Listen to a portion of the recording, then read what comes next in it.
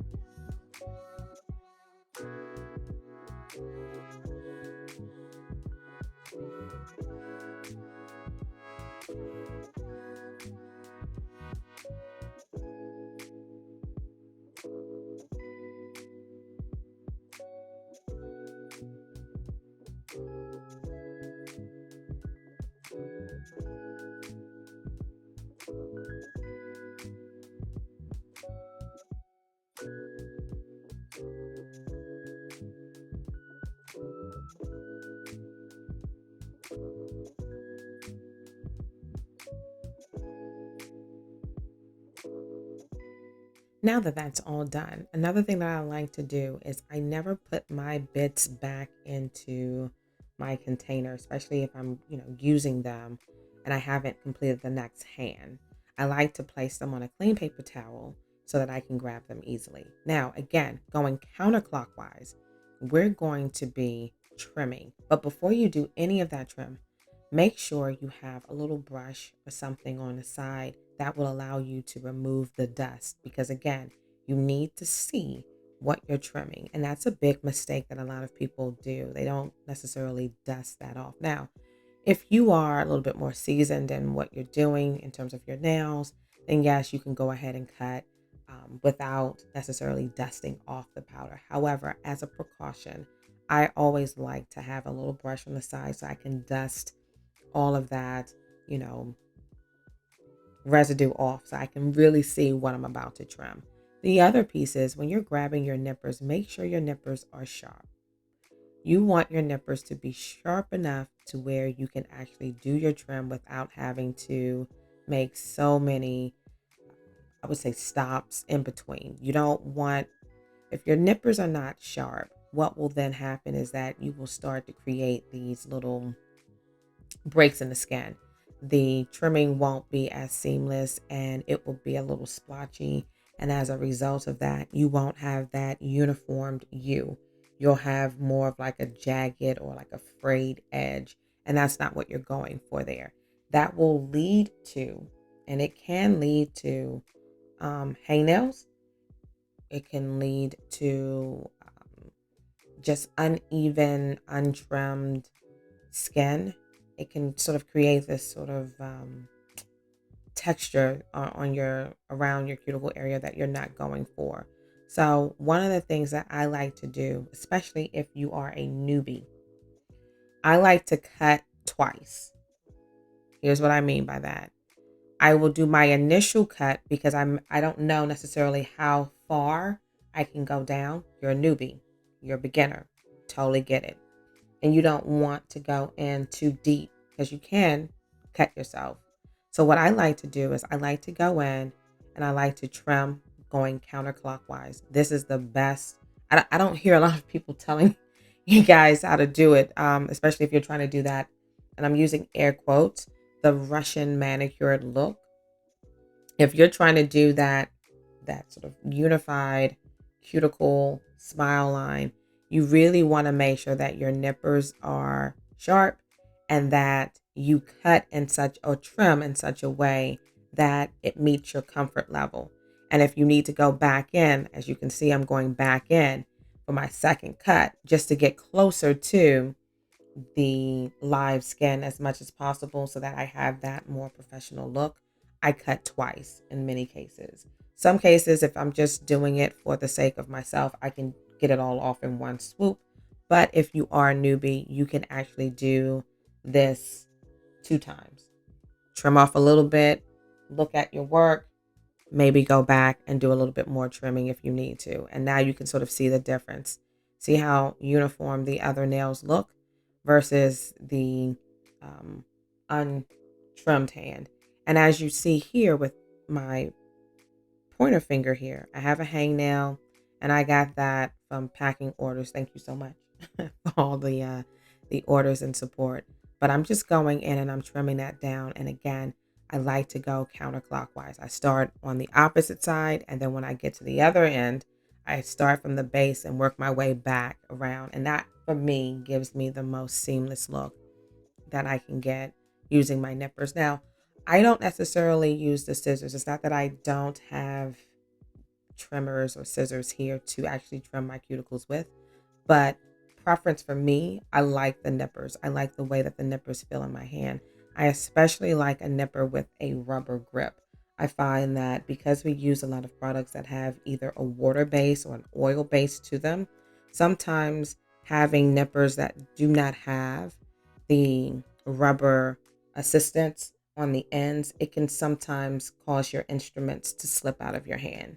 And so having nippers that actually have the rubber um, glove on the ends of it actually work better for me, and I like them better. So I always recommend this for any customers or clients to get nippers that have the actual rubber grips on the end.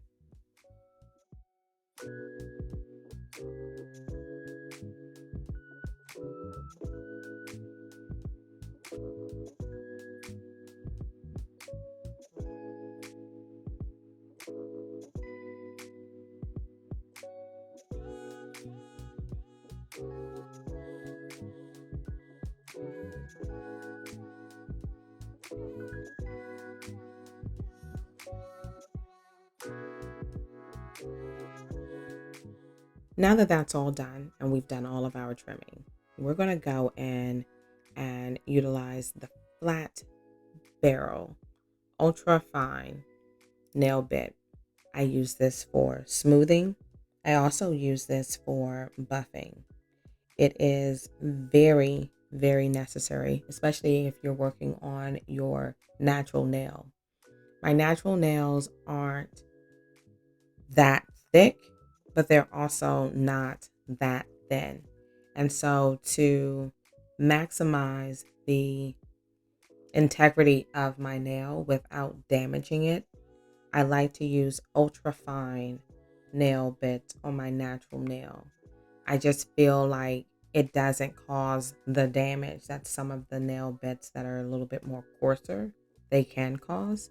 And so having an ultra fine, and when you go and I'll have the nail bit that I'm actually using linked so you guys can go and purchase if you're interested in them.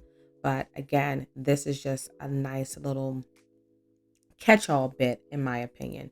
It allows you to get really, really close to the side walls and to the cuticle outline without damaging the nail. It's ultra fine. And when I say ultra fine, this is probably a 240, 260 grit, which means that it's ultra soft. It's very, very soft. And I'm using it on a low speed. So again, I still have control of my instrument, but I use a ultra fine bit, especially on the nail plate, because I'm not trying to make my nails too thin, but I do want to smooth them out and make sure that I remove any product. Once I'm finished with that bit, I put it to the side so that I don't have to go looking for it again, because I probably have somewhere around 40 different bits. I have another one of these containers off to the side. So I like to put them on the paper towel as I'm using them. Next, I'm going to go in with my safety bit. And again, the safety bit is just a catch-all bit as well. It does allow me to get close, but I'm really focusing on the actual nail plate itself and also removing any callousy skin that may be on the side or along the cuticle area that I may have as a result of your day-to-day activities. It's harmless. It doesn't take off a lot of natural nail plate, like your actual nail layers. It doesn't take that off. It's not taking a lot of that those layers off, and it's not damaging, which is why I like to use the ultra fine nail bits when I'm working with my natural nails and or if I'm working with my skin. Anything I would say that's in like the 220 and higher category would be your friend here. You don't want to put an 80 on your natural nail plate unless you have super, super thick nails. I don't have super thick nails, so that's not an option for me. And again, once I'm finished, I'm going to place those bits to the side. I'm now going to grab my round bit, diamond bit at that, and I'm going to use that to really polish the skin around the side walls and the cuticle area. And I'm doing this because I want to minimize the amount of hangnails that I have. So I'm just polishing that up, but I'm also too removing callousy skin. So if you do a lot of typing, I do a lot of typing for my government job or my day job. So I do a lot of typing, and I like to remove any of the callousy skin there, and also just polish and make sure that I'm not creating any hangnails, and I'm really blending the skin back into itself so that I'm not creating any additional snags or tears in the actual skin. So that's what you see me doing here.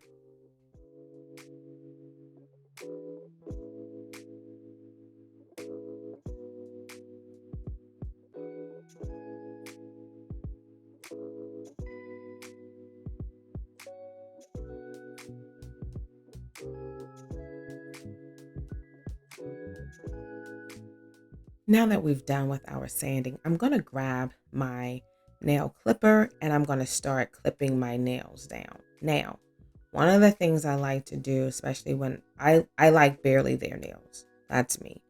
I can't do the long nails. I got things to do. It's just not my preference. But the barely there nails, I love.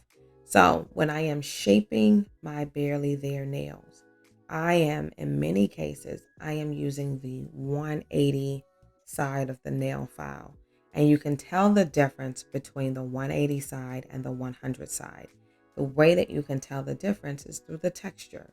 So when you feel for your sides, because some of the nail files, they don't necessarily have the grit number on the front end or the back. So you have to feel. So when you're feeling for the texture, if the texture is rough, then it's going to be a lower grit number. It could be 80, it could be 90, it could be 100. If you feel that on the opposite side of the nail file, if that is a little smoother, a little softer, not as coarse, then that's going to be a higher number. The higher number, the softer the actual grit. The lower the number, the coarser the grit. And what I'm doing is I like to use the top of like my 2-ounce clear dip powder as support in terms of shaping my nail. I like to rotate my hand from side to side and even dead on so I can see and make sure that that shape is there. In many cases, I'm not looking for perfection, because sometimes just getting perfection, it takes off too much nail because you're trying to get it all perfect. But what I do want, I want my fingers and my nails to have some uniformity. I want them to look like they're all related. I want them to look like they all came here together. Like we all got in the same car together. We drove here together. We're here together. And in order to do that, you got to kind of make sure that you're looking at and you're constantly checking your work. And if you have issues with stabilization, like you're trying to get your hand to or your finger to stay steady from one section to the next, using something to sort of prop your hand up will give you that stability, and it also helps in the long run. So one of the things that I like to do, and that you've heard me if you've been on my channel before, pre-shaping your nails will definitely prolong the dip manicure experience. Why? Because on the back end, you're not having to file off all of that product to get your desired shape.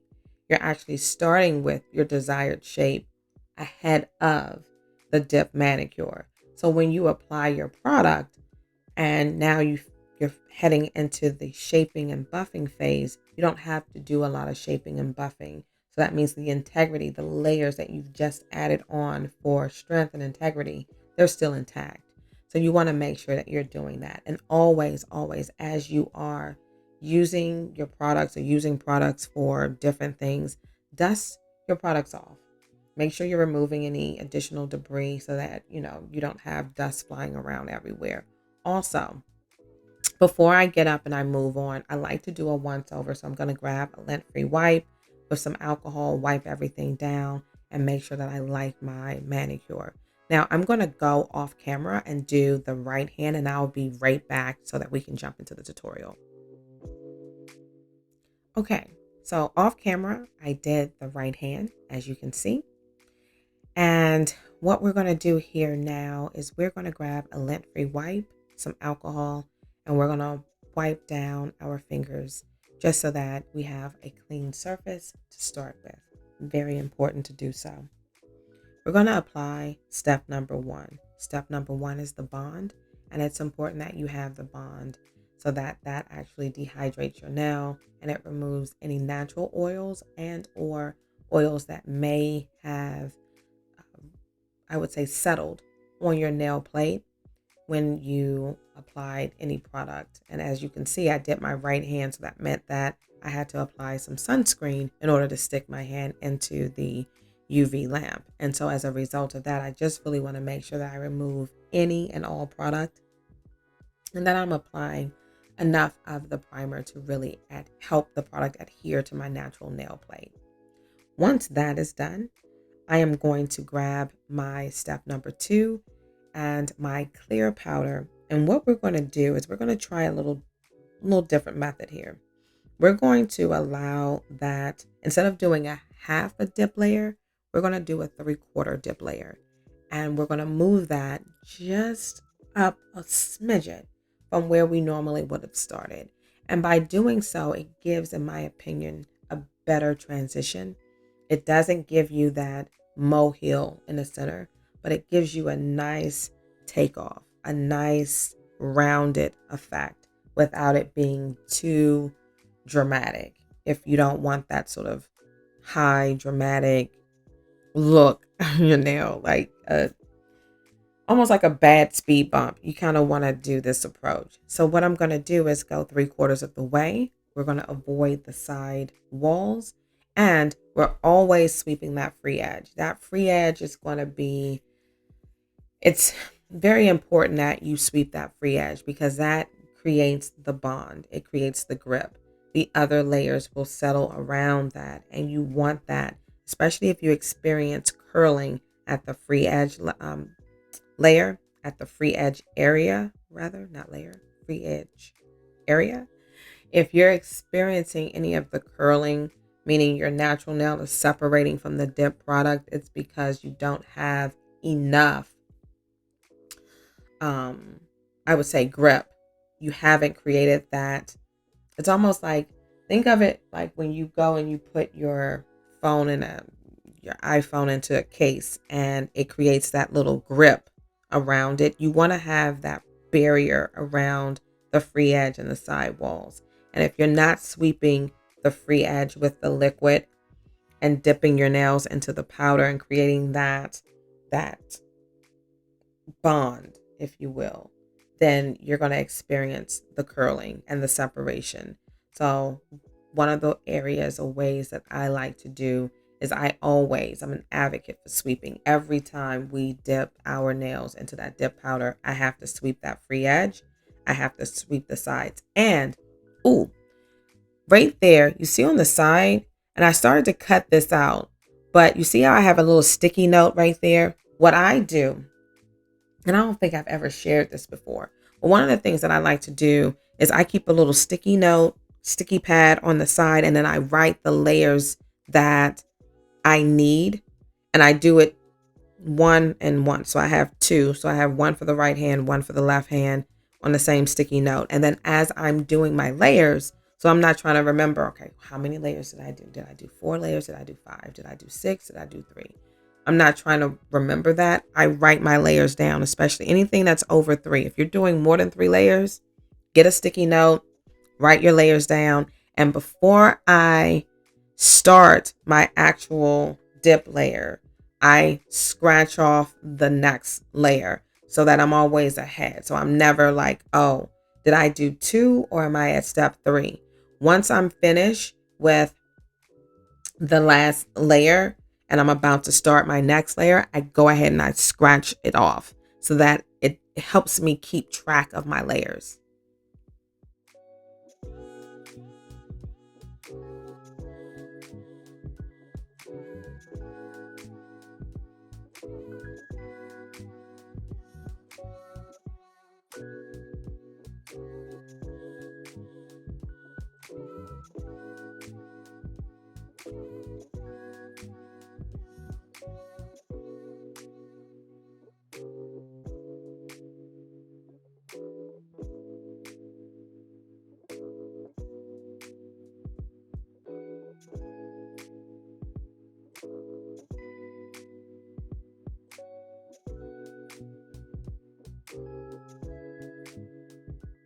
You also want to make sure that in between dip layers that you're doing some cleaning up.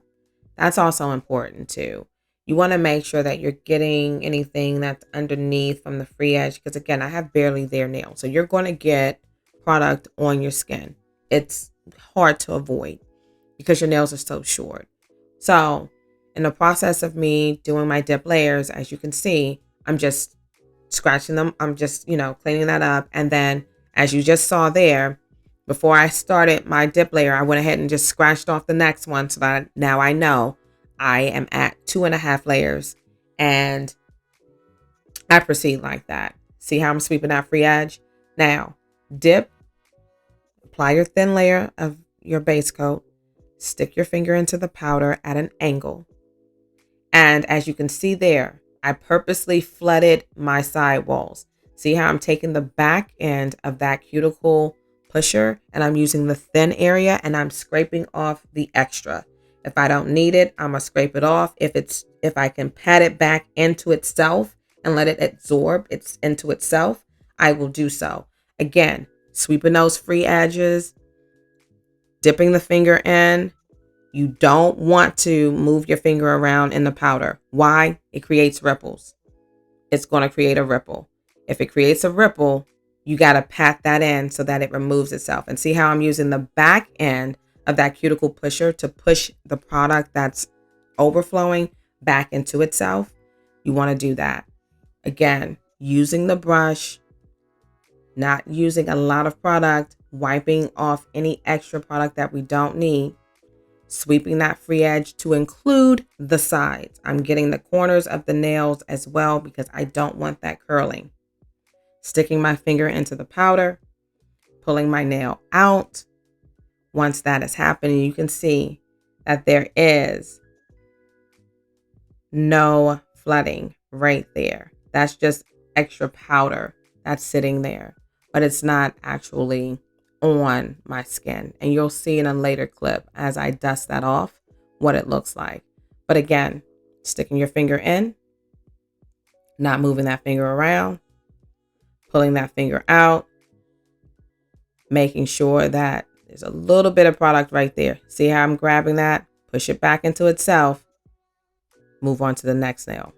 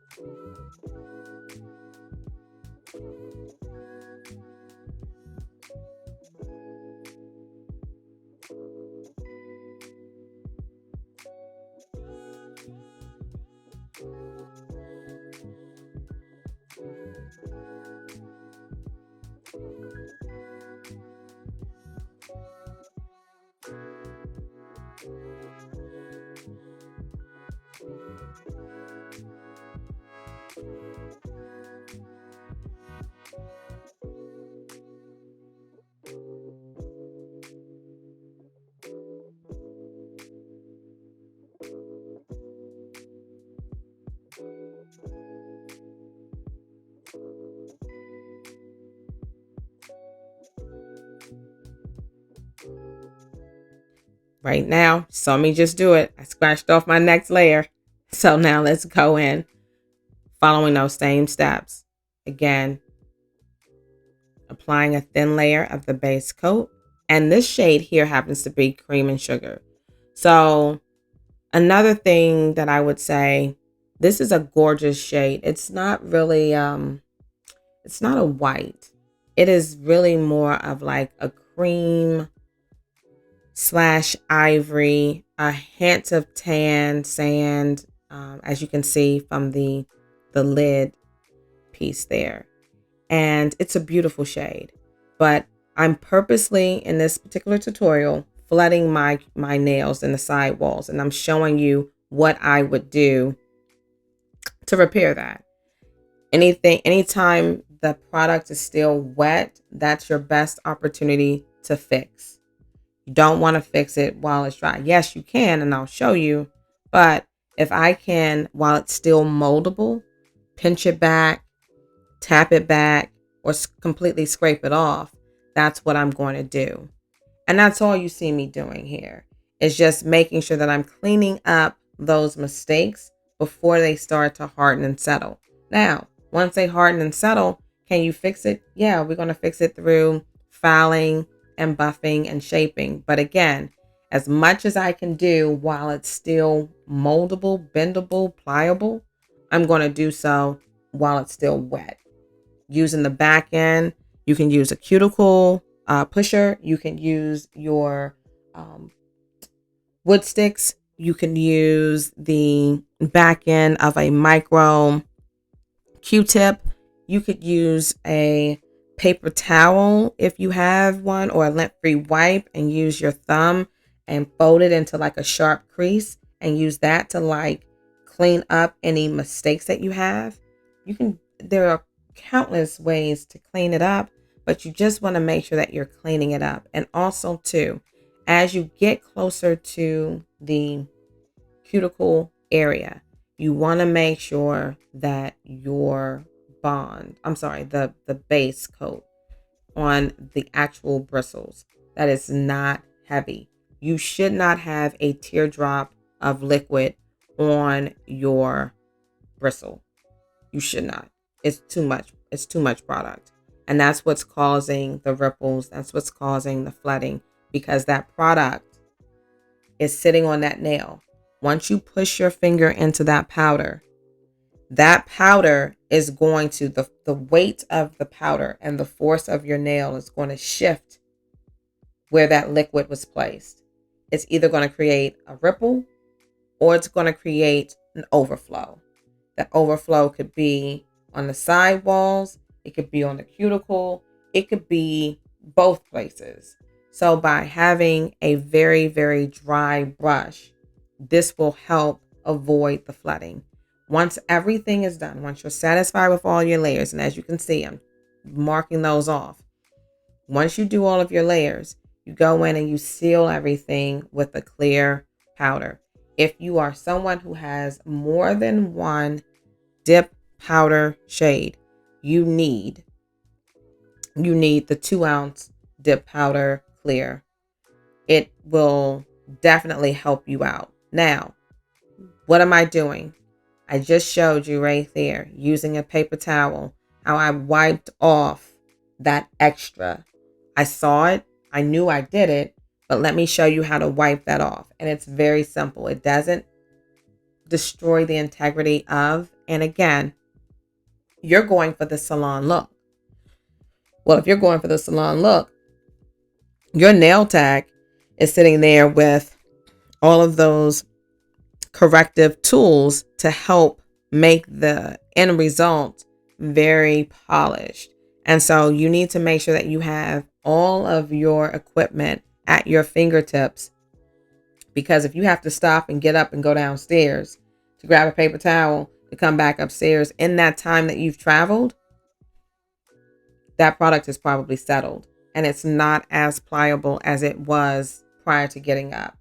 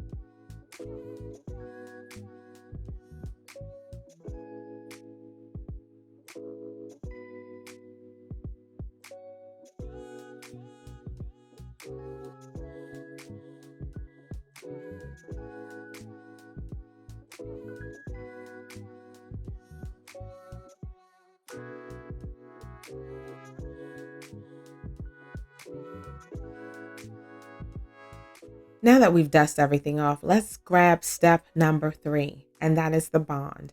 And you want to saturate the nail with the bond. I like doing this. Now, I remember I was having a debate with someone in my comments about, is the bond necessary?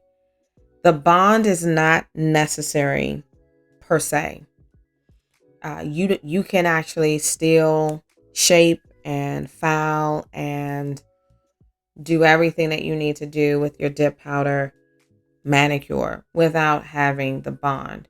The issue is that the bond speeds up the curing process. So if you apply the bond and allow your nails to actually dry with the bond, it speeds the curing process up significantly. I would say you can start filing your nails within like a 3 to 5 minutes, versus if you do not apply the bond, it's going to take your nails dip. It's going to take the dip about 10 minutes. I would say 10 to 15 minutes to really settle and cure, because each one of those layers has to set, and it really has to set in a time frame, if you will, based on the moisture in your house, the temperature in your house, the height, aptitude of like how far you're sitting up. All of these things play a part in your ability to cure your nails. So if you're in a moist environment, it's going to take longer for your nails to cure. If you're in a cooler environment, it may not take as long, but if you're in a cooler environment and you're at a higher aptitude, it could take longer for your nails to cure. So those are things just to keep in mind. And so one of the things I like to do is just apply my bond, let it sit, and then start my filing process. Once I start the filing process initially, especially for flooding, you are going to be using the 100 side. That's a rougher side. Why? Because we're removing bulk.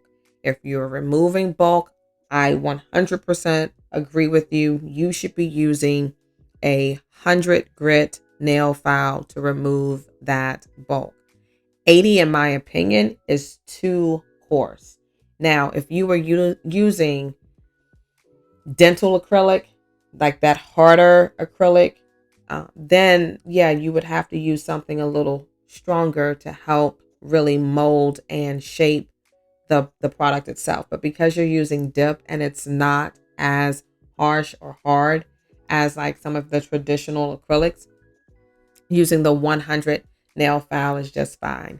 And as you see, I didn't, change the angle. I'm doing my nails as I would do them. As I'm showing you, you're seeing how that is starting to narrow out simply by removing some of that bulk on the sides. I allow the side walls to guide me, but also get it back to like my natural shape. I like a tapered shape. And so I'm going to use the 100 side to remove the bulk on the side walls. Then I'm going to flip the nail file to the 180 side to now do the smoothing and the resurfacing, if you will, and to make sure that I have a very smooth surface so that when I apply my top coat, my gel, my nails aren't looking like, it's not looking like, just hills and valleys. It's looking like a smooth surface, and that's really what you want. And you can see the difference just right there. I didn't cut anything. I didn't edit anything. I didn't give you any crazy camera tricks. It's literally taking your time, using the right side of the nail file to trim everything up. Again, using the 100 side. See that bulk? See how I'm shaping and I'm focusing right there. I'm not overextending. I'm not over directing. I'm literally just, let me clean this up, because I can't see when you have that bulk, when it's too wide. And again, some people go for the wide look. I don't do the wide look. That's not my thing. That's not my zhuzh. But I'm not knocking somebody else if that is your thing. But for me, that's just not my thing. I don't like the flared look. I want a tapered look. So I'm going to do my best to actually shape my nails to remove any additional product. And again, using the 100 side, I rotate between 100 and 180. You're going to be going down that side wall, making sure that you're taking your time. And notice how I'm taking short strokes when I'm going around the cuticle area. Again, I'm using the 100 side because I'm removing that bulk. I'm removing the flood that I just created. I got to soak that up. The way you soak that up is by using that 100 side. And it's going to allow me to take that product off without destroying the integrity of the entire manicure. And then I rotate and will flip my nail file over to the 180 side to allow me to sort of smooth things out and to continue to polish things up. And that's going to give me a better result at the end.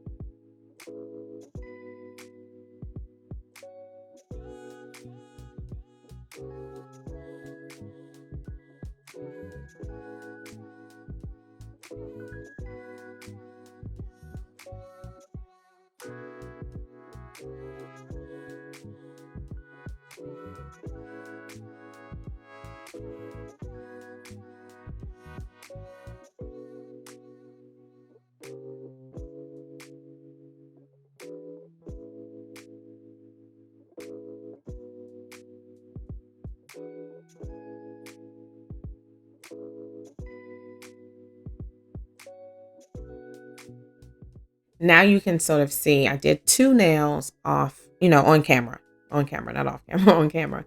But see right here, this is a really good picture. See all of that additional product that's flooding.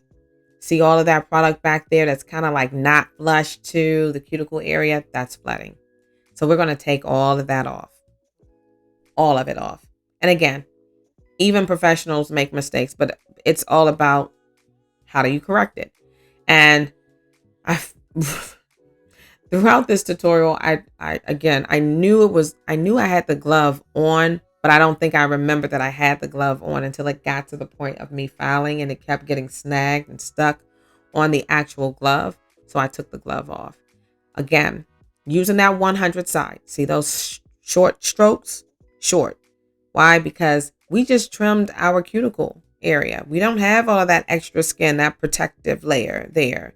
So if you go in too hard, too quick, you're definitely going to cut yourself and it's going to hurt.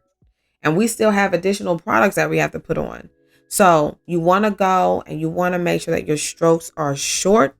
They're in one direction. You don't want to go zig and zag. You want to go one direction, down, take your time, not too much pressure. And you just want to make sure that you are, especially if you want that tapered look, you want to file the bulk off first. And once you get that bulk off, then you can go in and refine the shape to get it to the point of where you need it to be. You'll start to see the shape take shape. Again, I'm using the 180 side right now. And I'm using my finger, the opposite finger, to rotate under the nail file. This allows you not to take off too much product. You don't want to have like that Gumby look. Remember Gumby, like the haircut, like that slope? That's not what we're going for here. We want uniformity. We want a nice sort of even transition from side to side. And so by rotating my hand like that under my nail file, it allows me to maintain control, but then also too, I'm not taking off too much product from one side to the other. I'm actually taking off enough product. And as you can see right there, you see how I'm showing you again, I'm shaping. I look at my results. If I need to take a little bit off, I dust and I come back and I shape. Take your time. We're not racing. Again, take your time. In many cases, for me to do my dip manicure, it can take me anywhere from, I would say maybe an hour and a half to do my nails. And again, prep time, and then just making sure that the end result is going to give me that professional salon look. I'm going to take my time and do it. So on average, it takes me about an hour and a half to do my nails. If I'm just doing my nails. Now, if I'm doing my nails for a video, it's going to take me a little bit longer because I have to make sure that the points that I'm trying to get across, that I'm capturing those clips. But if I'm just doing my nails without the cameras running, it's about an hour and a half for me to do everything through and through. And this is both hands. But again, that time or that speed has been sped up because of experience. The more and more you start to do your nails, the quicker your time will be. And you won't necessarily have a 2 hour or 2.5 hour dip manicure overlay. But if that is your speed and you like the results, don't think that you have to speed up in order to meet this sort of industry standard, because there's no standard for this. You're not taking on clients. But again, take your time, make sure that you like your end result and that you're adopting tips that work for you and the way in which you prefer to have your dip manicure sort of be. Hopefully that sort of makes sense. Again, all I'm doing, using the nail file, using that 180, using my hand to rotate underneath, and I am literally trying to make sure that I'm buffing, I'm smoothing, and that I'm removing any bulk that may be there so that my end result looks seamless. It looks like I went to the salon. People will stop you and say, your nails look amazing. That's my compliment. That's the compliment that I love to hear. That and you smell amazing. Those two compliments, your nails look amazing, your nails are always cute to you, that type of thing. Yes, that's what I'm shooting for. That's why I make these videos, because I want you to have cute nails too.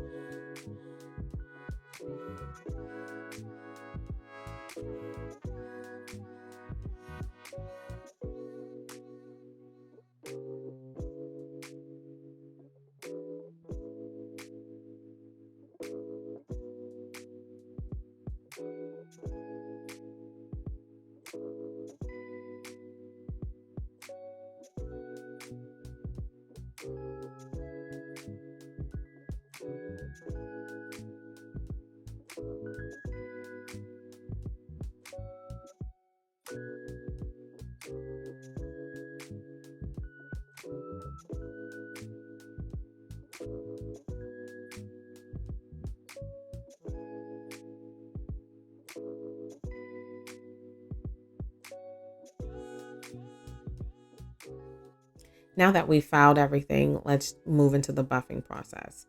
I buff each nail for about a minute. I find that this is something that makes my top coat really shine. If you skip this step, and you can skip this step if you're applying gel. If you're applying, I would say at least 3 layers of gel, not two, 3 layers. So a base coat and 2 top coat layers. Yes, you can skip the buffing process because that gel is going to settle in any types of texture that you may have on your nail. If you are not using a gel and you're using the liquid, the normal liquid, step number 4, then you want to make sure that you're buffing and that you spend at least 45 seconds to a minute on each nail as you're buffing. It will pay off in the long run, trust me.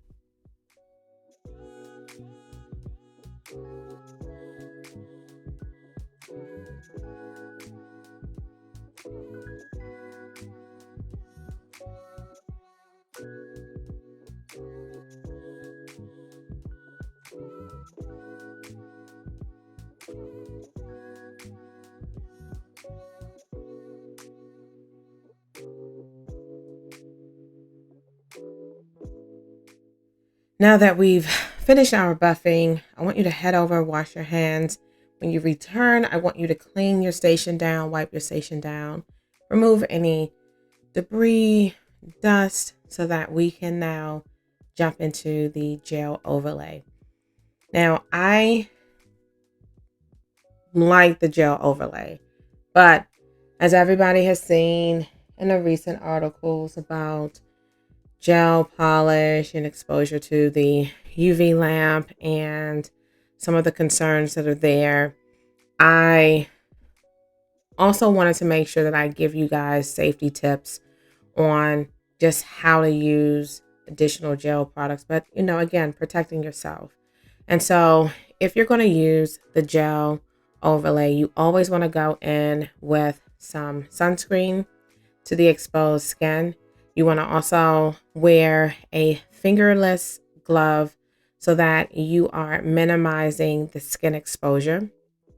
And once you've done that, you then want to grab a lint-free wipe and some alcohol and wipe down the actual nail so that you can remove any oil. Because anytime you're using sunscreen, it has an oil base to it. In many cases, it has an oil base to it, and you want to make sure that you remove that oil from your nail. If not, then what will happen is when you apply your gel polish, you're going to see some separation or even some bubbles that may occur because the oil won't allow the gel to properly cure. So I just like to wipe my nails off with an alcohol wipe and then apply a thin layer of the base coat. And again, in me applying the base coat, what I'm doing is I'm applying very thin layers, always sweeping that free edge, but making sure that I place the product on my nail in such a way that it doesn't flood. And in the event that I do create any flooding, what I'm going to do is see that little micro Q-tip right there in the back, that little blue one. I'm going to use that to clean up any extra product that may be on my brush so that it doesn't, when I cure my nails, it's not creating that additional flood line that we don't want. So I'm just going to apply a thin layer to all of my nails, and then I'm going to cure my hand under the lamp for 60 seconds.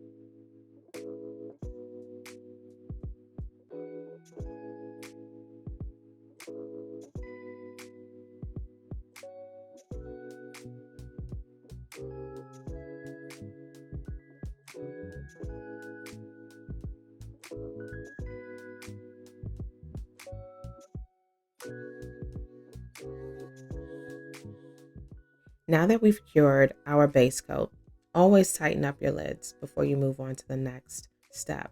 I'm going to take the top coat, the glaze, and I'm going to apply a thin layer of that to to my dip manicure. And I usually go in with 2 layers. I like the 2-layered look. And I also like using the gel because I find that it gives me a little bit more strength on top of the dip powder that I've just applied. So if you have in the past suffered from the dip application shattering or cracking on you, then you may want to swap out your step number 4 and switch it over to gel. I find that it gives you just a little bit more strength to the final product, and the shine is just, you can't compare the two. It really does give you like this sort of wet, your nails always look like they're wet type of look.